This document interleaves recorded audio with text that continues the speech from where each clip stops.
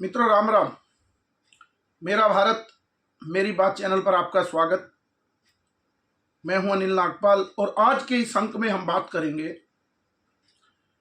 Israel की और उसकी जो खुफिया एजेंसी है मोसाद, उसके बारे में कि इजराइल घर में घुसकर कैसे मारता है। जब कोई देश, चाहे वो छोटा देश है, लेकिन इंटरनल यानी कि आंतरिक मामलों में सभी राजनीतिक दल और सभी लोग एक होते हैं, तो एक छोटा सा देश भी कितना ताकतवर हो जाता है। अभी आपको ध्यान होगा कि पिछले कुछ दिन पहले जब इजराइल के प्रधानमंत्री बेंजामिन नेतन्याहू यूएनओ में गए, यानी कि अमेरिका की संसद में गए, तो वहां पर ज्वाइंट पार्लियामेंट को उन्होंने संबोधित किया और बताया कि किस तरह से फिलिस्तीन यानी कि हमास के लोगों ने कैसे उनके 200 लोगों को 7 अक्टूबर 2023 को जो इजराइल पर हमला हुआ और उनके 200 लोगों को बंधक बना लिया।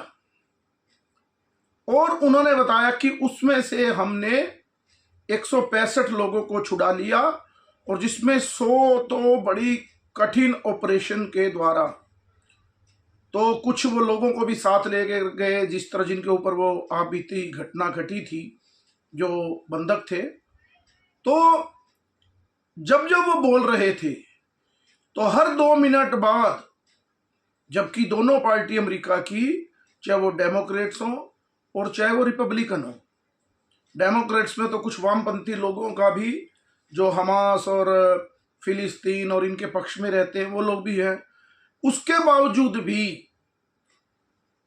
कितनी बार स्टैंडिंग ओवेशन हुआ। हर दो जब वो कुछ बोलते तो सभी सांसद खड़े होकर ताली बजाते। ये एक देश की एकता और उसकी ताकत का असर है। एक छोटा सा देश और छोटी संख्या यहूदियों की, लेकिन पूरे विश्व में धन के मामले में और भी कई चीजों के मामले में यहूदी बड़े ताकतवर हैं।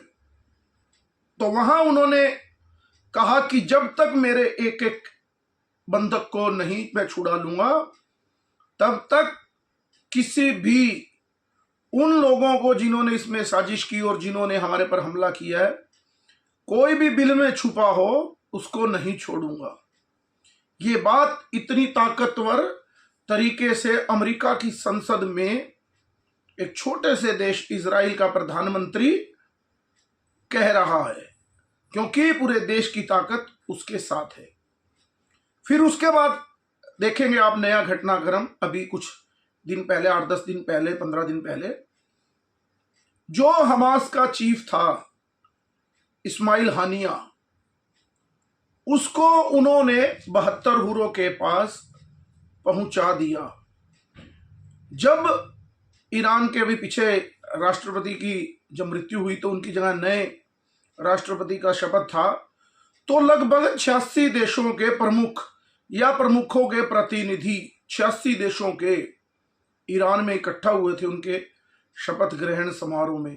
कितनी सुरक्षा व्यवस्था ईरान की भी रही होगी, और जो दूसरे राष्ट्राध्यक्ष आए थे उनकी भी अपने देशों की जो खुफिया एजेंसी हैं उनकी जानकारी होगी। लेकिन उसके बावजूद केवल फिलिस्तीन में नहीं, ईरान में घुसकर उस इस्माइल हानिया को, जो हमास का चीफ था, उसको मोसाद और इजराइल ने निपटा दिया। पहले ये लगा कि बाहर से हमला किया होगा, ड्रोन से हमला हुआ है, लेकिन बॉर्डर पार से कोई फेंका है बम। लेकिन बाद में पता लगा, जब जांच हुई, तो 2 महीने पहले ही इजराइल ने यानी मोसाद ने ईरान के, क्योंकि जब भी वो इस्माइल हानिया ईरान जाता तो उसका एक फार्म हाउस था जहां वो परमानेंट रुकता था, और बड़े फार्म हाउस में किस कमरे में रुकता था इसकी भी जानकारी मोसाद को थी। उन्होंने 2 महीने पहले बम प्लांट कर दिया उस कमरे के अंदर। जबकि एक और हमास का एक चीफ कमांडर उसी फार्म हाउस में बराबर वाले कमरे में रुका हुआ था, उसका नहीं कुछ बिगड़ा, लेकिन उनका जो टारगेट था इस्माइल हानिया, केवल उसी को टारगेट करना था। तो 2 महीने पहले ही उनके उसी कमरे में, आप कल्पना कर सकते हैं कि दुश्मन देश के घर में जाकर और उसी जहां इतनी सुरक्षा रहती होगी उसमें बम को प्लांट करना, और जैसे ही वो आया और उसको वहां पर उड़ा दिया। तो ईरान ने 4 घंटे तक तो रोकी ये जानकारी, लेकिन सुबह उनको स्वीकार करना पड़ा कि इस्माइल हानिया मारा गया। और उनके जो सर्वोच्च नेता हैं ओमैदुल्लाह खोमेनी, वो उन्होंने अपनी सेना के कमांडरों को, चीफ को बुलाया और कहा कि इसका बदला लेना है और इजराइल पर हमला होना है। पिछले 10-15 दिन से यही चल रहा है कि इजराइल और ईरान का युद्ध होगा, लेकिन वो युद्ध आज तक नहीं हुआ। उसका कारण है क्योंकि पता है इजराइल की ताकत का। जब किसी व्यक्ति की या किसी राष्ट्र की ताकत का पता होता है कि वो हमारा कितना नुकसान कर सकता है, तो बहुत बार सोचना पड़ता है। ये इजराइल की ताकत और उसकी जो कंपनी है, उसकी जो खुफिया एजेंसी है मोसाद, और उनके जो सैनिक हैं वो कितने मजबूत होंगे इसकी आप कल्पना कर सकते हैं। इसी तरह से और इजराइल और भारत ये परम मित्र भी हैं, और नरेंद्र मोदी और बेंजामिन नेतन्याहू के बीच तो बड़ी पर्सनल रिलेशन भी अच्छे हैं। तो अपनी जो यहाँ की राह है, उनको इतने संसाधन पहले उपलब्ध नहीं थे। उनको डिजिटल और जितने भी एक खुफिया एजेंसी को अपने एजेंट दूसरे देशों में भेजने होते हैं, तो वो काम पहले बड़ा कमजोर था। मोदी के आने के बाद, और उसके जिसको हम सुपरमैन बोलते हैं, अजीत डोभाल, इन्होंने आकर जैसे ही राह को मजबूत किया, तो भारत भी, अब देखा होगा आपने उरी के बाद कैसे सर्जिकल स्ट्राइक, पुलवामा के बाद कैसे एयर स्ट्राइक, और सबसे बड़ी बात कि भारत ने पाकिस्तान में पिछले कितने समय में कितने बड़े बड़े उनके आतंकवादियों को मारा, जो कि ये पता लगता है कि किसी अनजान व्यक्ति ने इस बड़े आतंकवादी को पाकिस्तान में मार दिया, लेकिन पता नहीं लग रहा।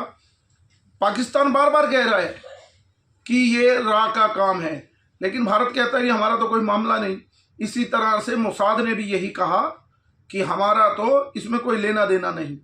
तो इस तरह से घुसकर मारना अब भारत ने भी सीखा, जबकि भारतीय रो शुरू से ही मजबूत रही, लेकिन उसको संसाधन उस तरह से ऊपर से उतनी ताकत नहीं थी। अभी भी रॉ को बहुत कुछ सीखना है। किससे? मोसाद से। एक छोटा सा देश, कितनी उनकी टेक्निक है, वो बहुत पूरे विश्व में मुझे लगता है कि वो सबसे आगे हैं, और उनसे टक्कर लेने में सबको डर लगता है, क्योंकि युद्ध 2 स्तर पर लड़े जाते हैं। एक सेना लड़ती है जिसमें उसकी खुफिया एजेंसी होती है, उसके सैनिक होते हैं, एयर स्ट्राइक है, कुछ भी। लेकिन दूसरा मोर्चा होता है मानसिक, कि सामने वाले को आपके बारे में भय होना कि कभी ये ना हो जाए, तो आधा युद्ध तो वो वैसे ही हार जाता है जिसको भय होता है। तो इसी को रोकने के लिए बहुत से लोग भारत में भी प्रयास करते हैं कि भारत की वो ताकत ना बन पाए। आपको ध्यान होगा जब पुलवामा हमले के बाद भारत ने एयर स्ट्राइक की और पाकिस्तान ने अपने F-16 विमानों को भेजा, तो अभिनंदन का दृश्य आपको याद होगा कि अभिनंदन कैसे पाकिस्तान के कब्जे में चला गया। लेकिन जैसे ही पता लगा कि ये कुछ भी हो सकता है, यानी उस समय क्या हुआ, नरेंद्र मोदी ने तय कर लिया कि अभिनंदन को नहीं छोड़ा आज रात को तो सुबह पाकिस्तान पर अटैक होगा। ये बात अमेरिका को बात की उस समय, और अमेरिका ने सऊदी अरब के प्रिंस से बात की, और प्रिंस और नरेंद्र मोदी के रिश्ते भी बड़े मजबूत रहे हैं। तो उन्होंने नरेंद्र मोदी से बात की कि आप कृपया रुकिए, हम बात करते हैं। तो वहां के जो प्रिंस थे सऊदी अरेबिया के, उन्होंने पाकिस्तान से बात कर कर कहा कि आप अभिनंदन को छोड़ दें, नहीं तो बहुत बड़ी कीमत इसकी चुकानी पड़ सकती है। और उसी लिए सुबह सुबह अभिनंदन को, नहीं तो पाकिस्तान ने तो, जब हमने 93,000 सैनिक उनके 71 में अपने कैद में कर लिए थे, तो भी हम अपने कुछ जवानों को नहीं छुड़ा पाए और अपने 95,000 सैनिक उनको छोड़ दिए। अभी भी आपने देखा होगा सरबजीत का मामला, वो कितने मामले थे, हमारे जो लोग थे वहां पाकिस्तान की जेल में, उनको हम नहीं बचा पाए। लेकिन अभिनंदन को पाकिस्तान ने इतना बड़ा हमला उनके बाद होने के बाद भी और गिरफ्तार एक ही सैनिक को करने के बाद अगले दिन ही छोड़ दिया। इसको कहते हैं हनक। और मानसिक दबाव सामने वाले के ऊपर किस तरह से होना चाहिए, क्योंकि अब बहुत से लोग देश में ऐसी चर्चा करते हैं नरेंद्र मोदी कमजोर हो गए या कुछ भी विषय है, लेकिन उससे देश कमजोर पड़ता है। अगर इसी तरह कमजोर राजा हो तो वो अपने इस तरह से सैनिकों को, जैसे कि अभी कतर से 8 लोगों को फांसी की सजा के बाद भी प्रधानमंत्री छुड़वा कर लाए। बड़ा मजाक उड़ रहा था, लेकिन छुड़वा कर लाए। अब ये भी सुनने में आ रहा है कि अब कितना सत्य जल्दी निकल आएगा बाहर, लेकिन ये सुनने में आ रहा है कि बांग्लादेश में जैसे ही अब हिंदुओं पे अत्याचार हो रहा था, तो CIA के कुछ लोगों ने, जो बांग्लादेश के अब नए प्रधानमंत्री बने हैं, उनको बताया है कि किसी भी समय नरेंद्र मोदी की सेना बांग्लादेश पर हमला कर सकती है अगर हिंदुओं पे अत्याचार बढ़ा तो। उन्होंने अब मंदिरों की सुरक्षा के लिए और बहुत कुछ, पहले तो वो कह रहे थे कुछ हमला हो ही नहीं रहा, यहाँ हमारे रवीश जैसे, अजीत अंजुम जैसे पत्रकार कह रहे थे कि यहाँ बांग्लादेश में तो मुसलमान हिंदुओं की रक्षा कर रहे हैं। उनकी सरकार ने ही मान लिया कि हिंदुओं पर अत्याचार हुआ है और हम इनकी रक्षा करेंगे, और कुछ मिलिट्री भी कुछ मंदिरों पे लगा दी गई। सुनने में, मैंने कहा कि अभी पता लग जाएगा, सुनने में यही आया है कि उनके पास रिपोर्ट है कि नरेंद्र मोदी एक बहाना ढूंढकर आपके ऊपर भी हमला कर देंगे। तो मैं कहता हूं कि जब इस तरह की एक मानसिक स्थिति दुश्मन को पता होती है, तो सामने वाला देश आधा जंग तो वैसे ही हार जाता है। तो हमारा राष्ट्रीय अध्यक्ष भी एक मजबूत स्थिति में होना चाहिए और दिखना भी चाहिए।